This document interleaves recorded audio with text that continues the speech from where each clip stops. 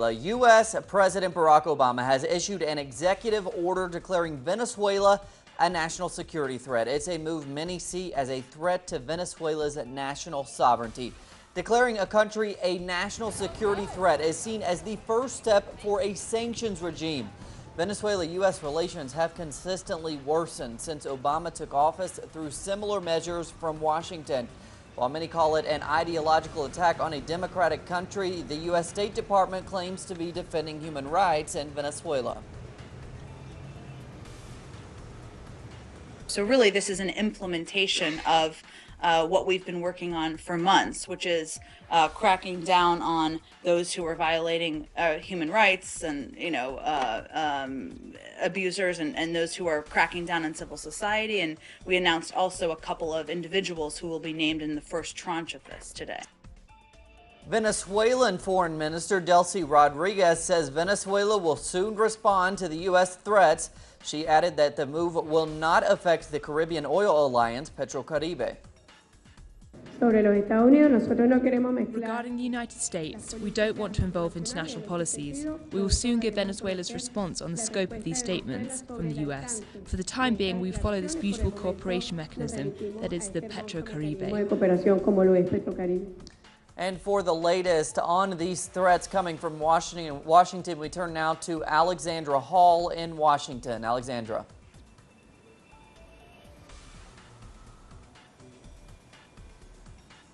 That's right, Cody. Well, around midday, President Obama declared a national emergency, saying that Venezuela poses unusual and extraordinary threats to the national security of the United States. The White House issued an executive action that implements and further expands upon initial sanctions that we heard about in December. It names 7 Venezuelan officials in particular from the court system, policing, and intelligence communities, and accuses them of supposed public corruption, undermining democratic institutions, and human rights abuses.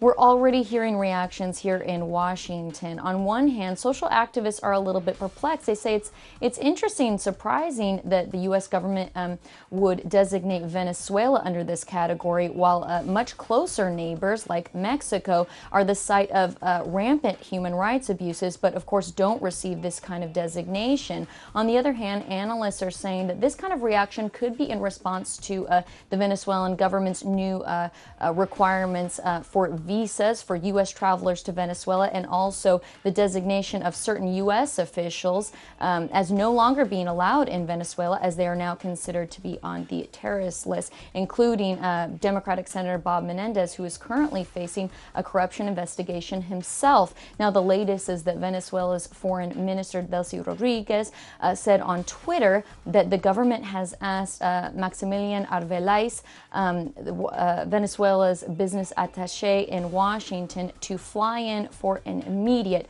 consultation. Cody?